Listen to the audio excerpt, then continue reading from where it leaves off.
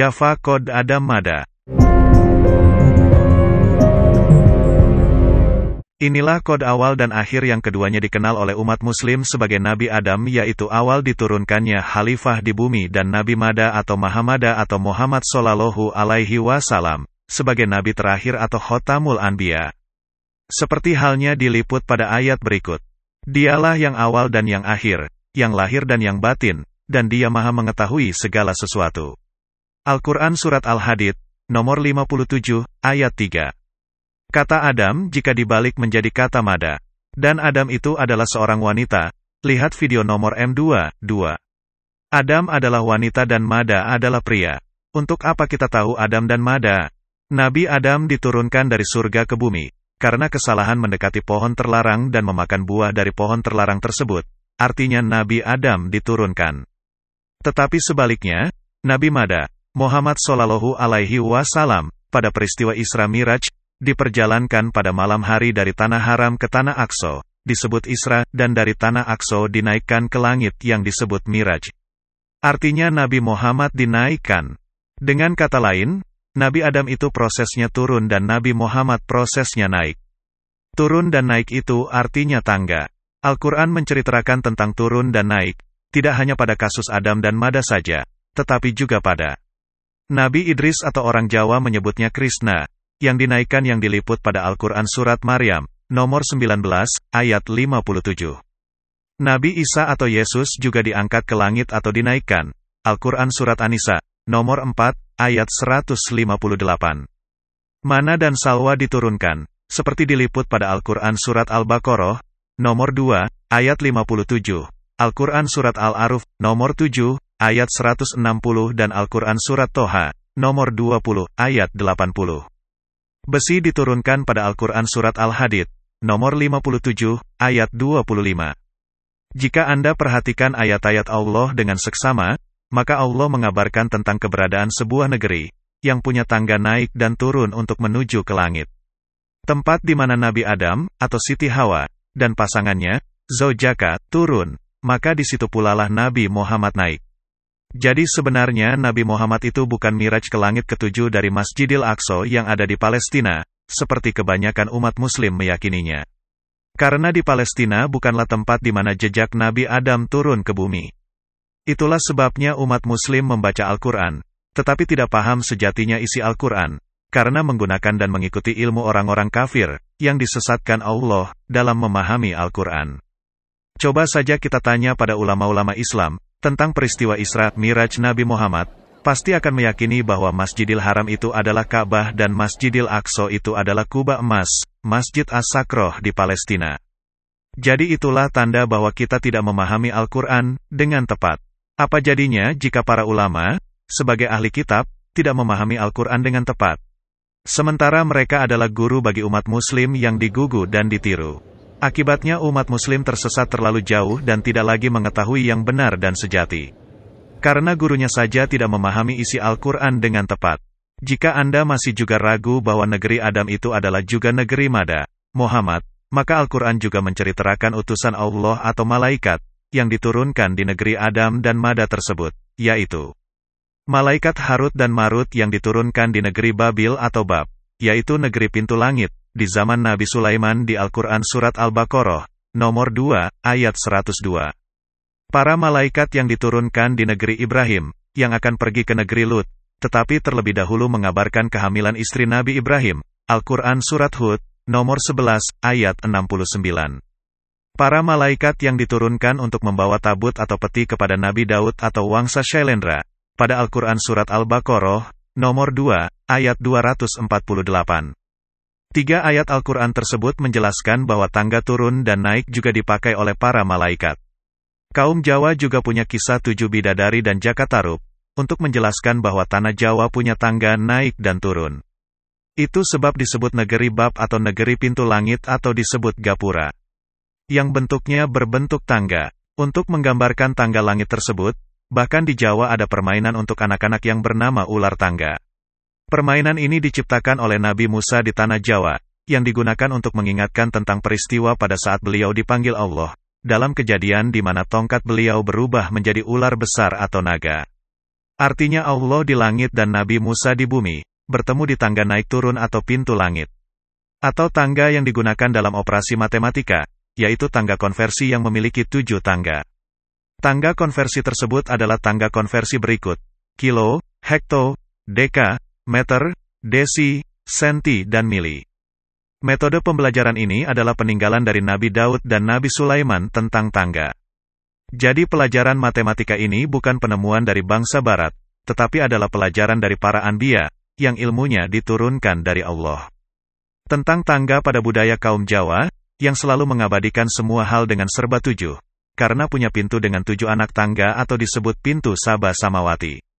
Tentang tangga pada tingkatan bahasa Jawa yang berjumlah 7, yaitu, Wereda Krama, Kramantara, Muda Krama yang kita kenal dengan bahasa Krama. Madya Krama, Matyantara, Madya Ngoko, yang kita kenal dengan bahasa Madya. Berikutnya Ngoko, untuk bahasa pergaulan. Karena tingkatan 7 bahasa tersebut sangat sulit, maka diajarkan 3 bahasa saja yaitu Kromo, Madyo dan Ngoko. Bahkan sekarang malah menjadi 2 tingkat bahasa saja yaitu bahasa Kromo dan bahasa Ngoko. Karena sebagai bahasa tertua di bumi, maka bahasa Jawa memiliki kosakata yang terlalu banyak, detil, mengandung makna dan simbol, juga penggunaan tingkatan bahasa yang berbeda. Pemakaian bahasa pada orang-orang yang dihormati seperti raja, guru dan orang tua berbeda dengan orang yang dianggap sebagai teman atau orang yang dianggap sebagai pelayan. Itulah yang membuat bahasa Jawa menjadi sangat sulit dan dianggap sebagai bahasa yang memiliki hierarki derajat atau bertingkat-tingkat. Itulah sebabnya tidak dipakai sebagai bahasa persatuan, walaupun induk bahasa bumi berasal dari bahasa Jawa atau bahasa dari tanah haram atau Aram. Jadi tangga langit itu hanya satu dan itu hanya berada di tanah Jawa. Dan hal itu sudah dikodekan pada permainan ular tangga, proses konversi unit di matematika, di bahasa, pada budaya 7 di tanah Jawa yaitu, 7 air, 7 lapis tanah, bunga 7 rupa, 7 baju, dan seterusnya. Bahkan kata tangga di rumah menjadi rumah tangga atau RT, dan tetangga. Karena tangga itu adalah pintu langit yang berada di tanah Jawa, maka itulah sebab Nabi Daud menamai anaknya dengan nama Sulaiman, yang memiliki arti sebagai berikut. Sulaiman artinya adalah tangga. Amlahum sulamu yastamiuna fi, falyati mustami'uhum bisultonim mubin.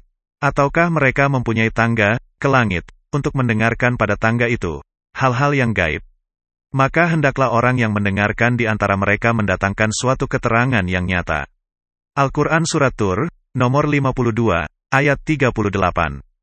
Wa in kana kaburo alaika iraduhum fa inistato ta'an tabtagiya nafakon fil ardi au sulaman fis sama'i fatatiyahum bi ayah, walau sya'allahu lajama'ahum alal huda fala takunana minal jahilin.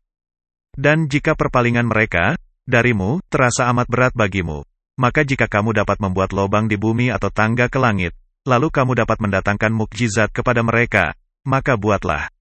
Kalau Allah menghendaki, tentu saja Allah menjadikan mereka semua dalam petunjuk, sebab itu janganlah sekali-kali kamu termasuk orang-orang yang jahil. Al-Quran Surat Al-An'am, nomor 6, ayat 35. Ayat tersebut menunjukkan bahwa kata Sulaman artinya adalah tangga. Sulaiman juga berarti gajah, dari kata liman dalam bahasa Jawa. Kata gajah ini artinya berada di negeri gajah atau Ganesa, yang merupakan negeri sumber ilmu pengetahuan dan peradaban. Jawa Dwipa itu maksudnya adalah Jawa Dipo. Dipo artinya gajah atau Ganesa, yang merupakan negeri sumber ilmu pengetahuan dan peradaban. Jadi mengapa Nabi Daud menamakan anaknya bernama Sulaiman? Karena Nabi Sulaiman berada di negeri pintu langit atau negeri tangga langit atau negeri Ganesa yaitu negeri sumber ilmu pengetahuan dan peradaban manusia. Karena semua sumber ilmu pengetahuan termasuk ilmu kitab, tabut, mana dan salwa, besi, dan lain-lain, selalu turun di tempat negeri pintu langit. Jadi Allah hanya memberi satu pintu saja di bumi dan tidak ada satupun di tempat lain. Itu sebabnya Nabi Daud menamakan anaknya dengan nama Sulaiman sebagai kode, Jafakot, yang merupakan pesan atau informasi bahwa inilah negeri tangga atau pintu yang di Al-Quran disebut dengan Babil atau Bab, pada Al-Quran Surat Al-Baqarah, nomor 2, ayat 102. Kalau Nabi Ishak, menamakan anaknya Yakub, ayah Nabi Yusuf. Karena Nabi Yakub atau Jacob berasal dari kata Jack, yang diabadikan menjadi nama buah jackfruit yaitu buah nangka, yang menjadi bahan utama dari makanan gudeg Jogja. Jack juga bisa berarti jungkit tangga naik turun atau disebut dengan nama alat dongkrak. Jadi negeri Sulaiman dan negeri Yakub berada pada tempat atau lokasi yang sama. Yaitu sama-sama memiliki arti atau simbol sebagai tangga dan dongkrak, yang kedua-duanya berada di tanah Jawa. Itulah sebab Al-Quran menjelaskan bahwa manusia, bahkan jika bersama dengan jin, maka mereka akan mustahil mampu menembus langit dan bumi, kecuali dengan sultan. Seperti diliput pada Al-Quran Surat Ar-Rahman, ayat 55, ayat 33. Ayat tersebut menjelaskan bahwa pintu langit itu hanya ada satu saja dan juru kunci pintu langitnya adalah Sultan atau Raja Jawa. Jika ingin menembus langit, maka harus dengan seizin dari juru kunci yaitu Sultan atau Raja Jawa. Oleh sebab itu, semua pesawat antariksa secanggih apapun, yang diluncurkan oleh berbagai negara-negara kaya dan adidaya, maka mereka tidak akan mampu menembus langit, kecuali hanya berputar-putar saja di langit bumi. Karena pintu langit itu hanya satu dan ada juru kuncinya yaitu Sultan Jawa.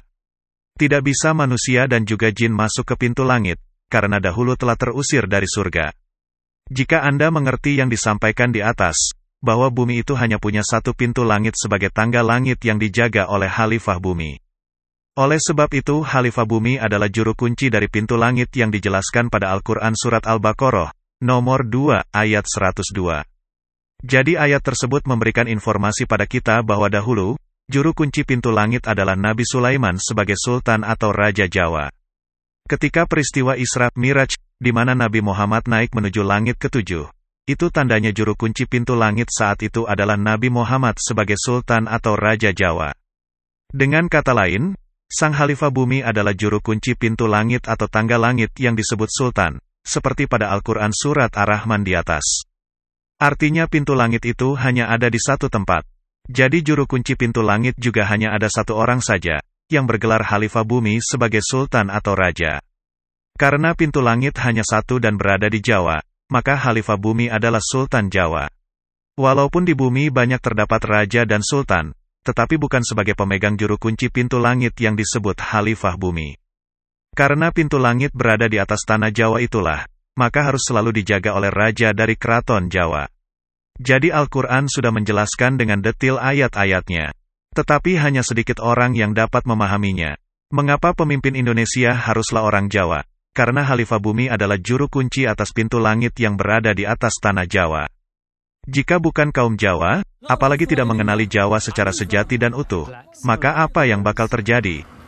Manusia tidak lagi mengenali sejarah peradaban bumi dan akan terjadi kerusakan di bumi di mana bumi akan dikuasai oleh orang-orang yang tidak punya adab, yang suka menumpahkan darah serta mengubah hukum Allah, yang mengakibatkan banyaknya manusia yang tidak beriman kepada Allah, pada malaikat, kitab-kitab suci, para rasul, pada hari kiamat, dan pada koda dan kodar.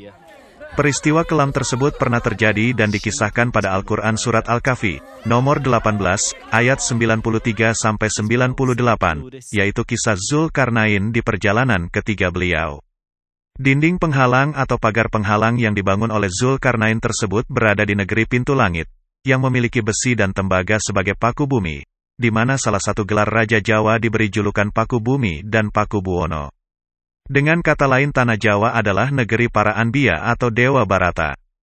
Hal ini terhubung juga dengan istilah wahyu ke Prabon, yaitu turunnya wahyu melewati pintu langit, kepada pemegang juru kunci pintu langit, yaitu Sang Deril Sultan Tanah Jawa.